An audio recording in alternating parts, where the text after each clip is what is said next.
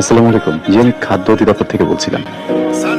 আপনি শুনতে পাচ্ছেন? হ্যাঁ, জি জি জি শুনছি।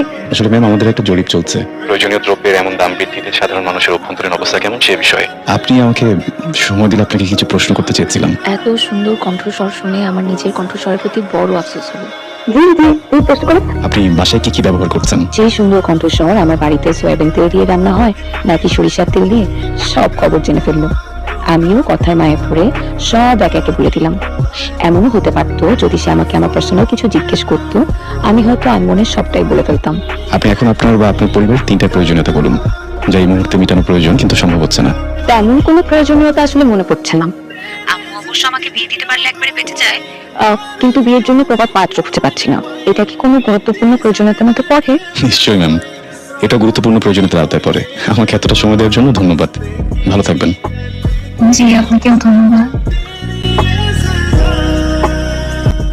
কি হয়েছে তোর? ক্লাসে একদমই মনোযোগ ছিল না। আপনি টিচার তোকে কতবার নোটিস করতে তুই দেখছিস? আমি একটা ঘোরের মধ্যে আছি, একজনের কণ্ঠের ঘোর। কার কথা বলছিস? আমরা ইউনিভার্সিটি কেউ না, ঘোরের মধ্যে একজন কোন দিছে? I don't know. তারপরে হ্যালো, জি, আমি খাদ্য অধিদপ্তর থেকে বলছিলাম।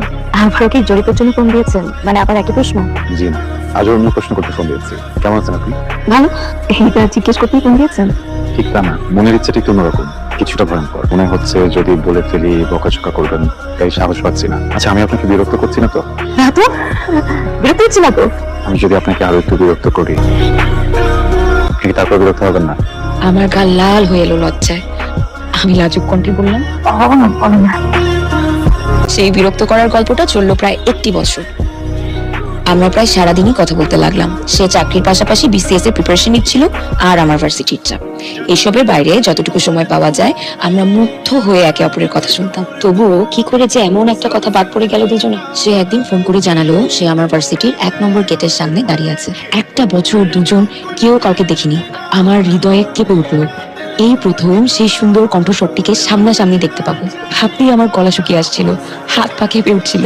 রিক্সা থেকে নেমে নার্ভাসনেসে কম্পনরত হাত পা নিয়ে আশেপাশে তাকালাম, কিন্তু খুঁজে পেলাম না। জয়,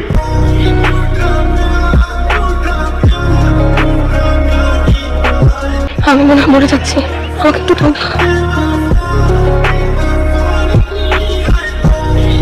আমার কি হলো আমি জানি না। আমি হাউমাও করে কেঁদে উঠলাম। তুমি এত সুন্দর কেন? আমি কোনোদিন ভাবিনি তুমি এত সুন্দর হবে। এত সুন্দর হওয়ার কোনো অধিকার নাই তোমার। তুমি এত ফর্সা কেন? পড়ে গেলাম না একটা বিপদে। তুষার রাজ্যে রাজকন্যাকে